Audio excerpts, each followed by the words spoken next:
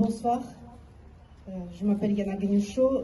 Je vous avoue que je n'ai pas eu le temps de préparer un discours quelconque, même si depuis quelques jours, Monsieur le maire m'a prévenu qu'il faudrait que nous, les Ukrainiens, on s'exprime devant vous, les Français, de ce qu'on ressent, de ce qu'on vit depuis tout ce temps-là, pour vous faire connaître vraiment de premier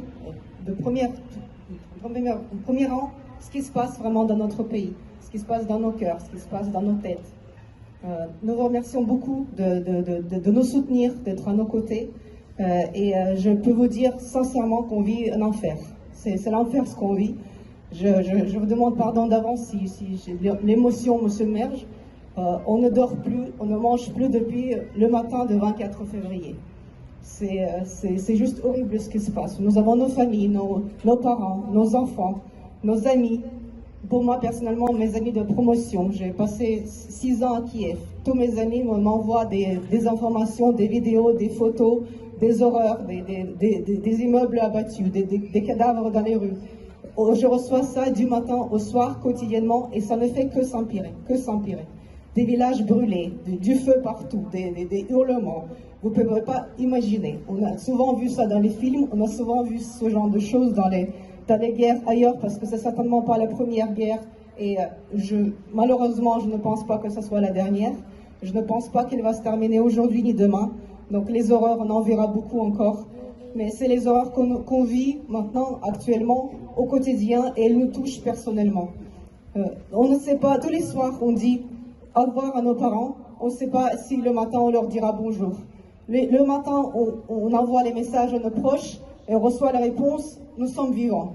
Donc c'est ce qu'on vit tous les jours, et je ne souhaite à aucun de vous de vivre ça à votre tour. Je vous remercie beaucoup d'être venu aujourd'hui, je vous remercie pour votre soutien, je vous remercie pour tous les dons. Je reçois des appels des amis français tous les jours, plusieurs fois par jour, mon téléphone n'arrête pas de sonner.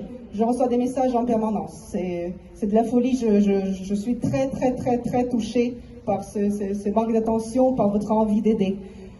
Je pense que ce qu'on peut tous faire aujourd'hui, c'est vraiment d'essayer d'arrêter cette guerre-là. C'est très bien de partager, c'est très bien d'amener les vêtements, les médicaments, tous les efforts que vous faites sont très bien. Mais ce qu'il faut qu'on vise tous ensemble, c'est d'arrêter une seule personne qui crée ces horreurs et qui risque malheureusement de continuer, qui risque peut-être de se propager sur d'autres pays, parce que l'Ukraine n'est pas la première qui l'avait attaqué.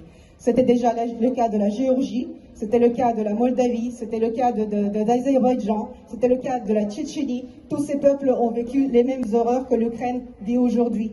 Pourquoi le monde en parle plus? Parce que cette fois-ci, l'Ukraine, c'est la frontière directe avec l'Union européenne. Nous sommes le bouclier, nous sommes votre bouclier. Nous donnons nos vies, notre sang pour que vous soyez tranquilles, pour que nous tous survivions ici, sur la terre calme.